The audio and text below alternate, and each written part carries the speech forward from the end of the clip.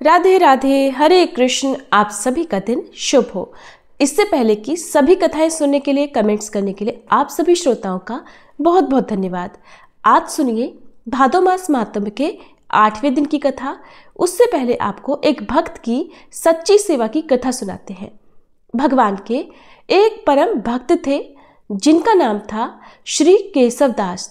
उनका चरित्र अत्यंत पावन और प्रेरणादायी था। एक बार क्या हुआ कि वो एक कथा में बैठे हुए थे। कथा के वक्ता ने कहा कि जीवन की कमाई को कहाँ लगाई जाए जो कि सात्विक मानी जाए। तो प्रवक्ता ने कहा कि जो कुछ कमाया है वो परिवार में लगाया, घर में लगाया, लेकिन उसकी सार्थकता तो तब है जब वह ठाकुर जी को प्रसन्न करने का कारण बने। उन्होंने आगे समझाते हुए कहा कि अगर वह धन संतों की सेवा में लग जाए तो वही सात्विक और सार्थक है। अब श्री केशव दास जी ने ये बात बहुत ध्यान से सुनी और अपनी पत्नी से कहा, हम जो भी कमाते हैं उसका थोड़ा थोड़ा भाग हम संतों की सेवा में लगाया करेंगे। क्या तुम मेरी इस बात से सहमत हो? क्योंकि तुम्हारी भी तो सहमति की जरूरत है। तब पत्नी ने मुस्कुरा कर कहा, क्योंकि वो भी अपने पति की तरह ही बहुत बड़ी भक्त थी, तो उसने कहा, मैं तो पूरी तरह सहमत हूँ। हालांकि केशव दास और उनकी पत्नी की आर्थिक स्थिति जो थी वो बहुत ज़्यादा अच्छी नहीं थी, पर उनका विश्वास दृढ़ था। आखिरकार दोनों ने निश्चय किया कि अपनी कमाई का एक हिस्सा संतों की सेवा में अवश्य लगेगा। और कहा जाता है कि जब आप दृढ़ निश्चय कर लेते हैं तो भगवान अपने आप सारी व्यवस्थाएं करते जाते हैं। अब केशव जी नियमित रूप से संतों की सेवा करने लगे। भगवान की कृपा से उतना ही भोजन बन जाता जितना संतों के लिए पर्याप्त होता। अब संत तो भरपेट भोजन पा लेते, लेकिन स्थिति ये हो जाती कि उन दोनों पति पत्नी के लिए भोजन नहीं बच पाता। दोनों पति पत्नी संतों की पत्तल में बचे प्रसाद को एकत्र करते और उसे ग्रहण करते। कई बार तो ऐसा होता कि पत्तलों से वह जूठा प्रसाद भी नसीब नहीं होता, लेकिन फिर भी वो बिना कुछ शिकायत करे चुपचाप सो जाया करते। लेकिन भगवान अपने भक्तों की कठिन परीक्षा बहुत ज्यादा लंबी नहीं चलने देते। धीरे धीरे केशव जी का सारा धन समाप्त हो गया। अब संत सेवा के लिए उनके पास कुछ भी नहीं बचा, तो उन्होंने सोचा कर्ज ले लेते हैं, लेकिन संत सेवा नहीं छूटनी चाहिए। अब वे बाजार गए तो उनकी आर्थिक स्थिति के बारे में सब लोग जानते थे, इसलिए किसी ने उनको उधार नहीं दिया। आखिरकार वे एक व्यापारी से मिले जो बहुत चालाक था। उस व्यापारी ने कहा, मुझे ब्याज नहीं चाहिए, बस एक सेवा करनी होगी आपको मेरी। केशव दास जी बड़े प्रसन्न हुए। बिना पूरी बात सुने कह दिया कि जो सेवा कहोगे मैं वो कर लूंगा। अब तो व्यापारी ने धन दे दिया। केशव जी ने संत सेवा पूरी की और पत्नी से बोले, अब तुम चिंता मत करो, हमारे पास इतना धन हो गया है कि हम 1 हफ्ते तक संत सेवा कर सकते हैं। पत्नी तो जानती थी घर की स्थिति क्या है, तो उन्होंने पूछा, एक बात तो बताइए, ये सारा कर्ज चुकाओगे कैसे? केशव जी बोले, सेवा से सब कुछ हो जाएगा। अब वे उसी व्यापारी के पास सेवा के लिए पहुंचे, तो व्यापारी ने कहा, आपको हमारी जमीन पर एक कुआं खोदना है। अब ये काम कोई आसान काम तो था नहीं, फिर भी केशव जी ने खुशी खुशी इस काम के लिए हाँ कर दी। अब वो हर दिन खुदाई करते, फावड़ा चलाते, मिट्टी भरते और राम नाम जपते जाते। उन्होंने नियम बना लिया था कि सिर्फ और सिर्फ राम नाम जपेंगे और कोई सांसारिक बात किसी से इस बीच नहीं करनी है। उधर पत्नी को शक हुआ कि कोई ना कोई बात तो जरूर है, और वह भी एक दिन वहीं पहुंच गई जहां पर उनका पति जमीन खोद रहा था। तो पति की मदद करने के लिए वो भी उनके साथ मिट्टी फेंकने लगी। तब केशव जी बोले, मैं भरता हूं, तुम फेंको और राम नाम जपो।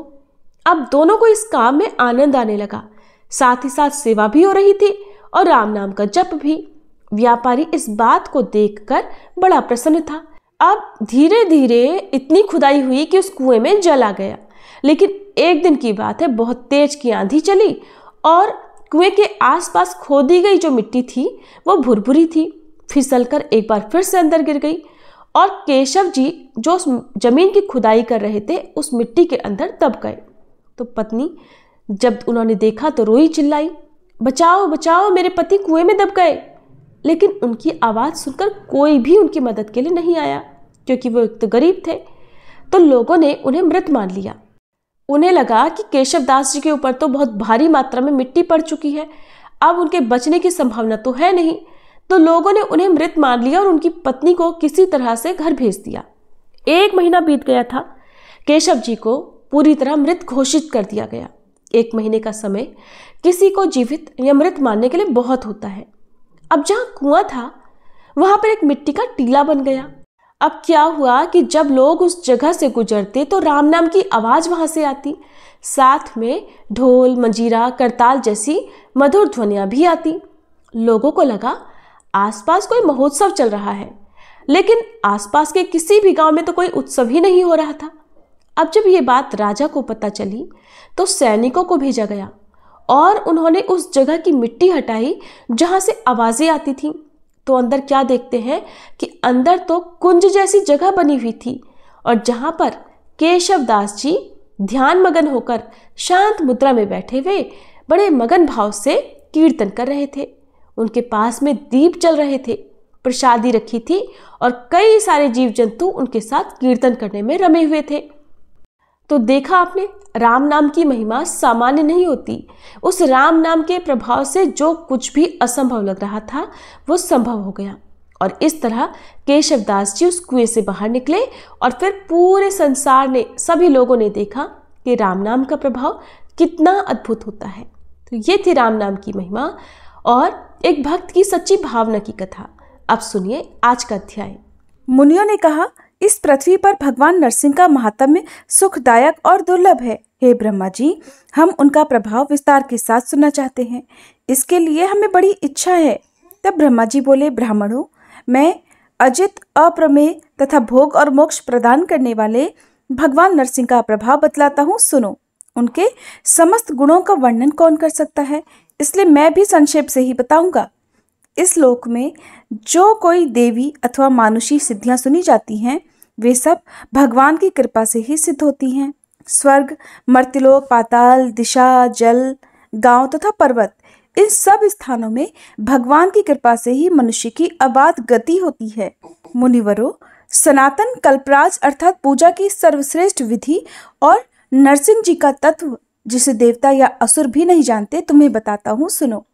उत्तम साधक को चाहिए कि साग, जौ की लपसी, मूल, फल, खली अथवा सत्तू से भोजन की आवश्यकता पूर्ण करे या फिर केवल दूध पीकर रहे।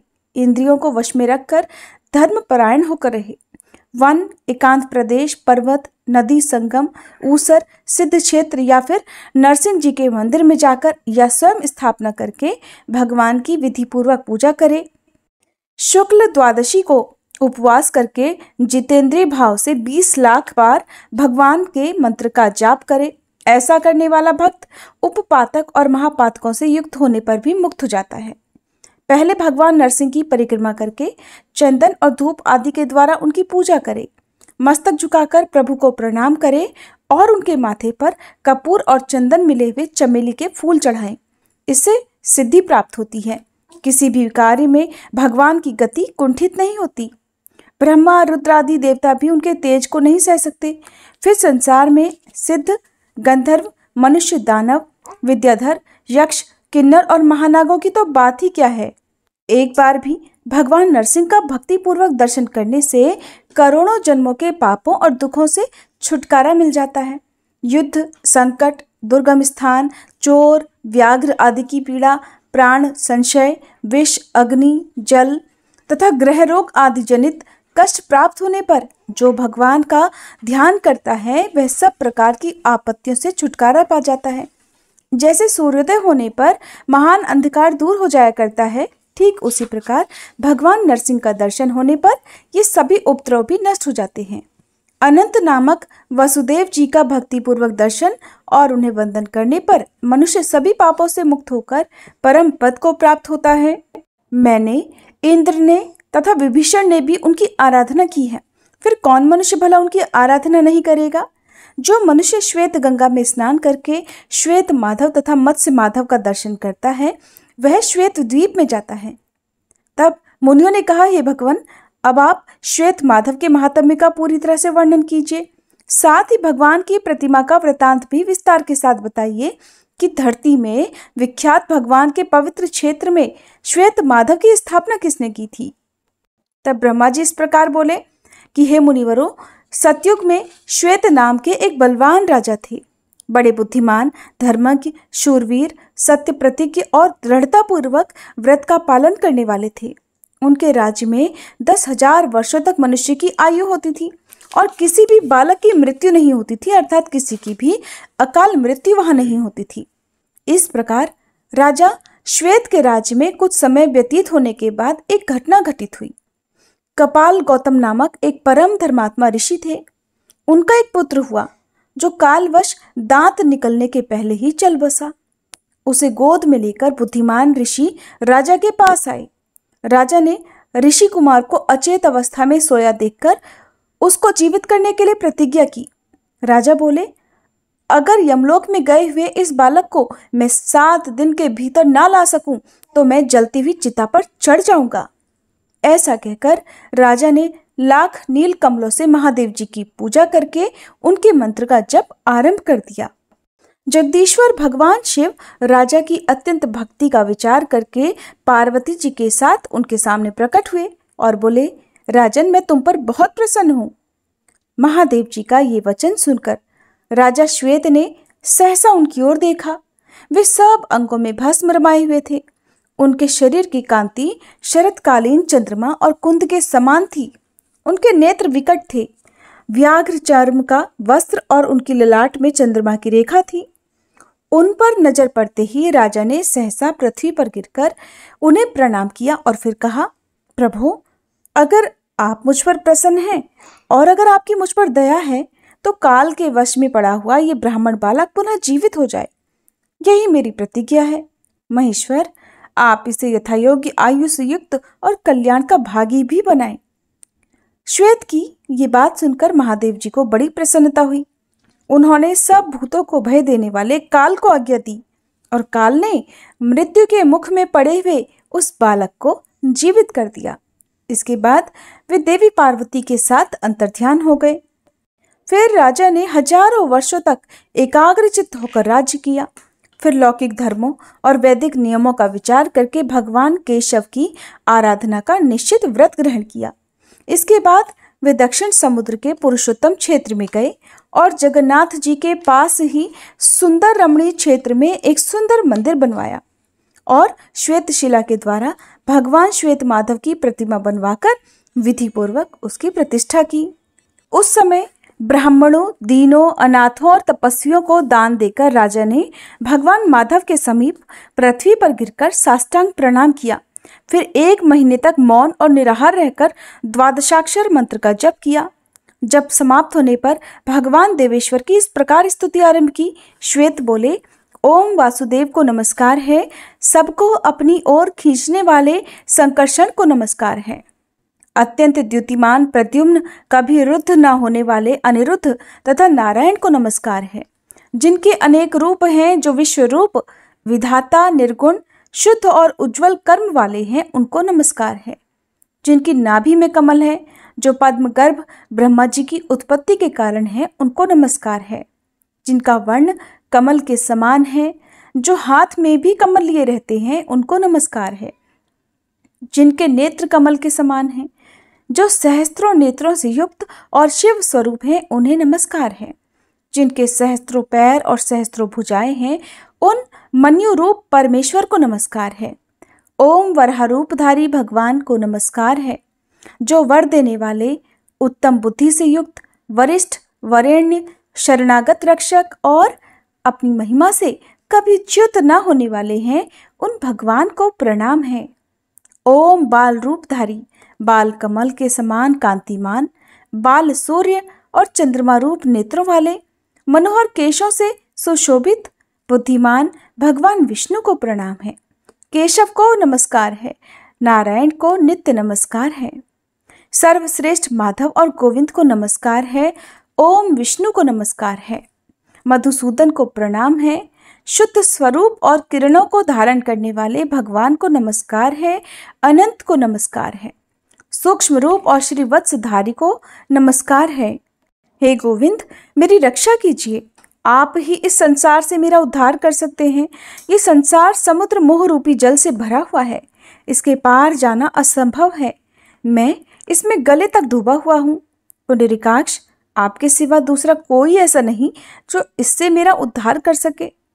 उस विख्यात दिव्य पुरुषोत्तम क्षेत्र में राजा श्वेत के इस प्रकार स्तुति करने पर देवाधिदेव जगत गुरु श्री हरि उनकी भक्ति का विचार करके संपूर्ण देवताओं के साथ राजा के सामने आए। नील मेघ के समान श्यामवर्ण, कमल पत्र के समान बड़ी बड़ी आंखें, हाथों में दैदीप्यमान सुदर्शन, बाएं हाथ में पंचजन्य शंख तथा अन्य हाथों में भी गदा, शारंग, धनुष और खड्ग, यही उनकी झांकी थी। भगवान ने कहा, राजन, तुम्हारी बुद्धि बड़ी उत्तम है। तुम में पाप का लेश भी नहीं है और मैं तुम पर बहुत प्रसन्न हूं। तुम अपनी इच्छा के अनुसार कोई उत्तम वर मांगो। देवाधिदेव भगवान का यह अमृतमय वचन सुनकर महाराज श्वेत ने मस्तक नवाकर उन्हें प्रणाम किया और उन्हीं में मन लगाते हुए कहा, भगवान, अगर मैं आपका भक्त हूं तो मुझे ये उत्तम वरदान दीजिए। ब्रह्मलोक से भी ऊपर जो अविनाशी वैकुंठ धाम है, जिसे निर्मल, रजोगुण रहित, शुद्ध और संसार की आसक्ति से शून्य बताया गया है, मैं उसी को प्राप्त करना चाहता हूँ। जगतपते, आपकी कृपा से मेरा ये मनोरथ सफल हो। तब श्री भगवान बोले, राजन, संपूर्ण देवता, मुनि, सिद्ध और योगी भी जिस रमणीय और रोग शोक रहित पद को प्राप्त नहीं होते, उसे तुम ही प्राप्त करोगे। संपूर्ण लोकों को लांघकर मेरे लोक में जाओगे। यहाँ तुमने जो कीर्ति प्राप्त की है वह तीनों लोकों में फैलेगी और मैं सदा ही यहाँ निवास करूंगा। इस तीर्थ को देवता और दानवादी सब लोग श्वेत गंगा कहेंगे। जो कुश के अग्रभाग से भी श्वेत गंगा का जल अपने ऊपर छिड़केगा वह स्वर्गलोक में जाएगा।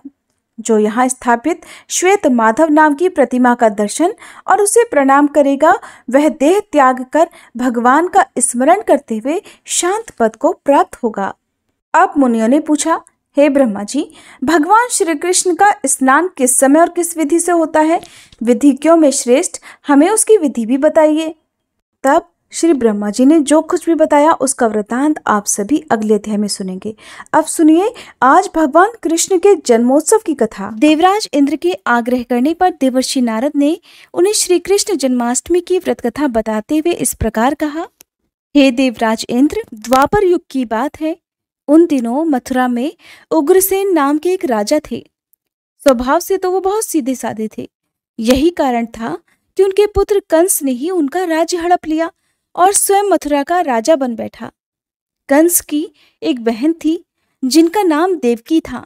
कंस अपनी बहन देवकी से बहुत प्रेम करता था। देवकी का विवाह वसुदेव से तय हुआ तो विवाह संपन्न होने के बाद कंस स्वयं ही रथ हाँकते हुए अपनी बहन को उनकी ससुराल छोड़ने के लिए तैयार हुआ। स्कंद पुराण के अनुसार जब वह अपनी बहन को छोड़ने के लिए जा रहा था तभी एक आकाशवाणी हुई कि जिस बहन को वह इतने स्नेह से विदा करने स्वयं ही जा रहा है, उसी बहन का 8वां पुत्र हे कंस तेरा संहार करेगा। ये सुनते ही कंस क्रोधित हो गया और देवकी और वसुदेव को मारने के लिए जैसे ही आगे बढ़ा तभी वासुदेव ने आगे बढ़कर कहा कि वह देवकी को कोई नुकसान न पहुंचाए। वो स्वयं ही देवकी की 8वीं संतान कंस को सौंप देगा। इसके बाद कंस ने वसुदेव और देवकी को मारने के बजाय कारागार में डलवा दिया। कारागार में डालते ही देवकी ने कुछ समय के बाद 7 संतानों को जन्म दिया। कंस ने सभी को एक एक करके जमीन पर पटक कर मार दिया। इसके बाद जैसे ही देवकी फिर से गर्भवती हुई तभी कंस ने कारागार का पहरा और भी कड़ा कर दिया। अब तो कंस को इतना भय लगने लगा कि उसने कारागार के भीतरी दरवाजों में बड़े बड़े मजबूत ताले लगवा दिए। दरवाजे के बाहर दैत्यों और राक्षसों को पहरेदारी के लिए नियुक्त कर दिया। कंस हर प्रकार से अपने प्राणों को बचाने का प्रयास कर रहा था। एक समय सिंह राशि के सूर्य में आकाश मंडल में जलाधारी मेघों ने अपना प्रभुत्व स्थापित किया। भादो मास के कृष्ण पक्ष की अष्टमी तिथि को घनघोर अर्धरात्रि थी। उस समय चंद्रमा भी वृष राशि में था। रोहिणी नक्षत्र बुधवार के दिन सौभाग्य योग से संयुक्त चंद्रमा की आधी रात में उदय होने पर आधी रात के उत्तर 1 घड़ी जब हो जाए तो श्रुति स्मृति पुराणोक्त फल निसंदेह प्राप्त होता है।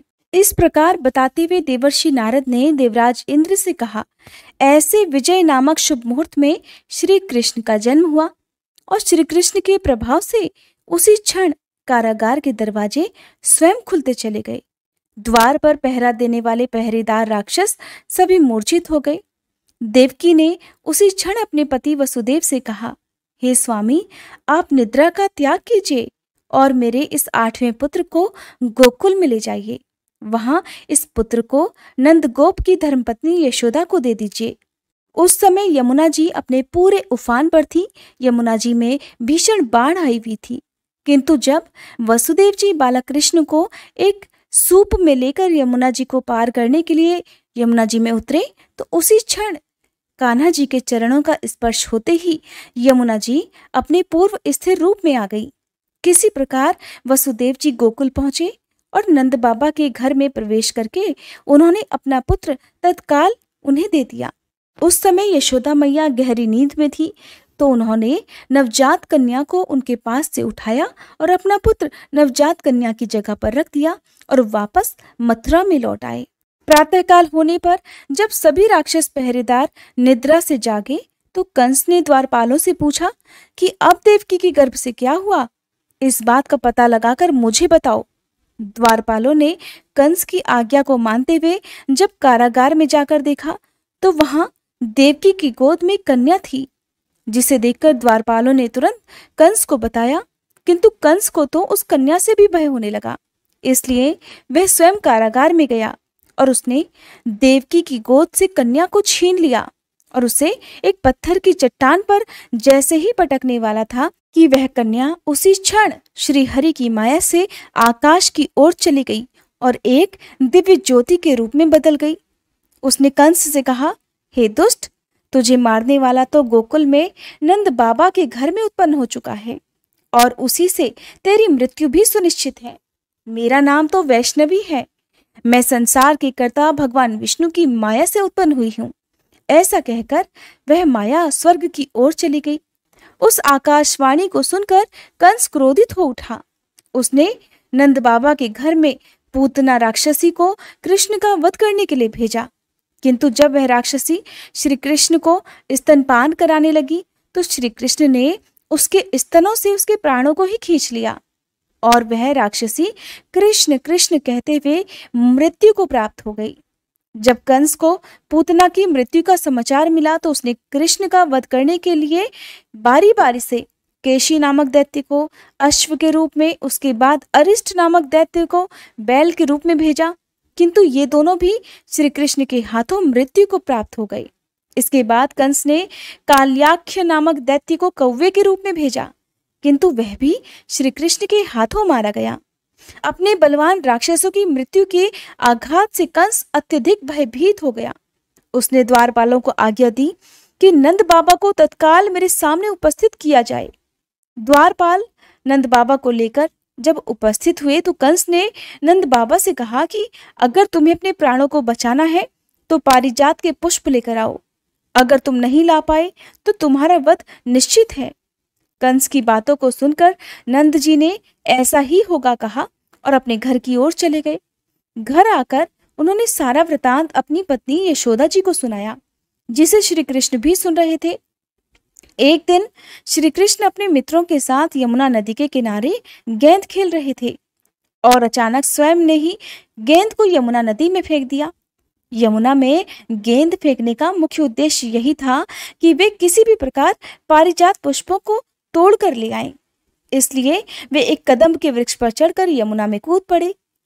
कान्हा जी के यमुना में कूदने का समाचार श्रीधर नामक गोपाल ने जाकर भागते हुए यशोदा मैया को सुनाया, जिसे सुनकर यशोदा मैया नंगे पांव ही दौड़ी दौड़ी चली आई और यमुना नदी के किनारे आ पहुंची।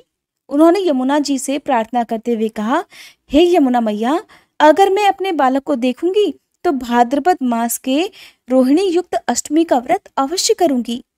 क्योंकि दया, दान, सज्जन प्राणी, ब्राह्मण कुल में जन्म, रोहिणी युक्त अष्टमी, गंगा जल, एकादशी, गया श्राद्ध और रोहिणी व्रत, ये सभी अत्यंत दुर्लभ व्रत हैं। हजारों अश्वमेध यज्ञ, सहस्त्रों राजसूय यज्ञ, दान, तीर्थ और व्रत करने से जो फल प्राप्त होता है, वह सब कृष्णाष्टमी के व्रत को करने से प्राप्त हो जाता है। यहाँ तक का वृतांत जानने के बाद देवराज इंद्र ने देवर्षि नारद से कहा, हे मुनियों में श्रेष्ठ देवर्षि नारद, यमुना नदी में कूदने के बाद उन बाल रूपी कृष्ण ने पाताल में जाकर फिर क्या किया, ये संपूर्ण वृतांत भी बताइए। तो नारद जी कहने लगे, नारायण नारायण। हे इंद्र, पाताल में उस बालक से नागराज की पत्नी ने कहा कि तुम यहाँ क्या कर रहे हो, कहाँ से आए हो और यहाँ आने का क्या प्रयोजन है। अगर तुम्हें कुछ चाहिए तो ये कंगन, मुकुट और मणियों का हार लेकर अपने घर वापस चले जाओ, क्योंकि इस समय मेरे स्वामी शयन कर रहे हैं। अगर वे उठ गए तो फिर तुम्हें डस लेंगे। नाग पत्नी की बातें सुनकर श्री कृष्ण कहने लगे, हे कांते, मैं किस प्रयोजन से यहाँ आया हूँ वह वृतांत भी मैं तुम्हें सुनाता हूँ। समझ लो, मैं कालिया नाग के मस्तक को कंस के साथ द्यूत में हार चुका हूँ और वही लेने में यहाँ आया हूँ। बालक कृष्ण की इस बात को सुनकर नाग पत्नी अत्यंत क्रोधित हो उठी और अपने सोए हुए पति को उठाते हुए कहने लगी, हे स्वामी, आपके घर ये शत्रु आया है, इसलिए अब आप इसका हनन कीजिए। अपनी स्वामिनी की बात सुनकर कालिया नाग अपनी निद्रा को त्याग कर जाग पड़ा और बालक कृष्ण से युद्ध करने लगा। कुछ देर तक युद्ध करने के बाद श्री कृष्ण ने कालिया नाग को इस युद्ध में पराजित कर दिया। अब कालिया नाग ने भी भली भांति जान लिया कि मैं जिनसे युद्ध कर रहा हूँ वे तो साक्षात भगवान श्री हरि के अवतार श्री कृष्ण ही है। इसलिए उन्होंने श्री कृष्ण के चरणों में साष्टांग प्रणाम किया और पारिजात से उत्पन्न बहुत से पुष्पों को मुकुट में रखकर श्री कृष्ण को भेंट दे दिया। जब श्री कृष्ण चलने को तैयार हुए तो कालिया नाग की पत्नी कहने लगी, हे स्वामी, मैं कृष्ण को नहीं जान पाई। हे जनार्दन, मंत्र रहित, क्रिया रहित, भक्ति भाव रहित मेरी रक्षा कीजिए। हे प्रभु, मेरे स्वामी मुझे वापस दे दीजिए। तब श्री कृष्ण कहने लगे, हे सर्पणी, दैत्यों में जो सबसे बलवान है उस कंस के सामने मैं तेरे पति को ले जाकर छोड़ दूंगा, नहीं तो तुम अपने घर को चली जाओ। अब श्री कृष्ण कालिया नाग के फन पर नृत्य करते हुए यमुना जी के ऊपर आ गए। फिर कालिया की फुंकार से तीनों लोग कंपायमान हो गए। अब कृष्ण कंस की मथुरा नगरी को चल दिए। वहां कमल पुष्पों को देखकर यमुना जी के मध्य जलाशय में वह कालिया सर्प भी चला गया। इधर कंस भी हैरान हो गया और श्री कृष्ण प्रसन्न होकर गोकुल वापस लौट आए। उनकी गोकुल वापस लौटकर आने पर उनकी मैया यशोदा ने तरह तरह के उत्सव किए। अब देवराज इंद्र ने देवर्षि नारद से फिर पूछा, हे महामुने, संसार के प्राणी बालक श्री कृष्ण के आने पर अत्यधिक आनंदित हुए। आखिर श्री कृष्ण ने क्या क्या चरित्र किया, क्या क्या लीलाएं दिखाई, वह सभी आप मुझे बताने की कृपा कीजिए। तब देवर्षि नारद ने देवराज से कहा, हे देवराज, मन को हरने वाला मथुरा नगर यमुना नदी के दक्षिण भाग में स्थित है। वहां कंस का महाबलशाही भाई चाणूर रहता था। उस चाणूर से श्री कृष्ण के मल्ल युद्ध की घोषणा की गई। हे इंद्र, श्री कृष्ण और चाणूर का मल्ल युद्ध अत्यंत आश्चर्यजनक था। चाणूर की अपेक्षा कृष्ण बाल रूप में भी थे। भैरी शंख और मृदंग के शब्दों के साथ कंस और केशी इस युद्ध को मथुरा की जनसभा के बीच में देख रहे थे। श्री कृष्ण ने अपने पैरों को चाणूर के गले में फंसाकर उसका भी वध कर दिया। चाणूर की मृत्यु के बाद उनका मल्ल युद्ध केशी के साथ हुआ। अंत में केशी भी इस युद्ध में कृष्ण के द्वारा मारा गया। केशी की मृत्यु के बाद मल्ल युद्ध देख रहे सभी प्राणी श्री कृष्ण की जय जयकार करने लगे। बालक कृष्ण द्वारा चाणूर और केशी का वध होना अब तो कंस के लिए अत्यंत हृदय विदारक हो गया। इसलिए उसने सैनिकों को बुलाकर उन्हें आज्ञा दी कि तुम सभी अस्त्र शस्त्रों से सुसज्जित होकर कृष्ण से अभी युद्ध करो। हे इंद्र, उसी क्षण श्री कृष्ण ने गरुड़, बलराम तथा सुदर्शन चक्र का ध्यान किया, जिसके परिणाम स्वरूप बलदेव जी सुदर्शन चक्र लेकर गरुड़ पर आरूढ़ होकर आ गए। उन्हें आता देख बालक श्री कृष्ण ने सुदर्शन चक्र को उनसे लेकर स्वयं ही गरुड़ की पीठ पर बैठकर न जाने कितने ही राक्षसों और दैत्यों का वध कर डाला। कितनों के शरीर अंग भंग कर दिए। इस युद्ध में श्री कृष्ण और बलदेव ने असंख्य दैत्यों का वध भी किया। बलराम जी ने अपने आयुध शस्त्र हल से और श्री कृष्ण ने सुदर्शन चक्र से माघ मास के शुक्ल पक्ष की सप्तमी को विशाल दैत्यों के समूह का सर्वनाश कर डाला। जब अंत में केवल दुराचारी कंस ही बचा रह गया तो श्री कृष्ण कहने लगे, हे दुष्ट अधर्मी दुराचारी, अब मैं इस महायुद्ध स्थल पर तुझसे युद्ध कर तेरा वध कर इस संसार को तुझसे मुक्त कराऊंगा। ऐसा कहते हुए श्री कृष्ण ने उसके बालों को पकड़ लिया और कंस को घुमाकर पृथ्वी पर पटक दिया, जिससे उसकी मृत्यु हो गई। कंस के मरने पर देवताओं ने आकाश से पुष्प वर्षा की। ये थी कान्हा जी के जन्मोत्सव की कथा। उम्मीद है आज की ये वीडियो आपको पसंद आई होगी।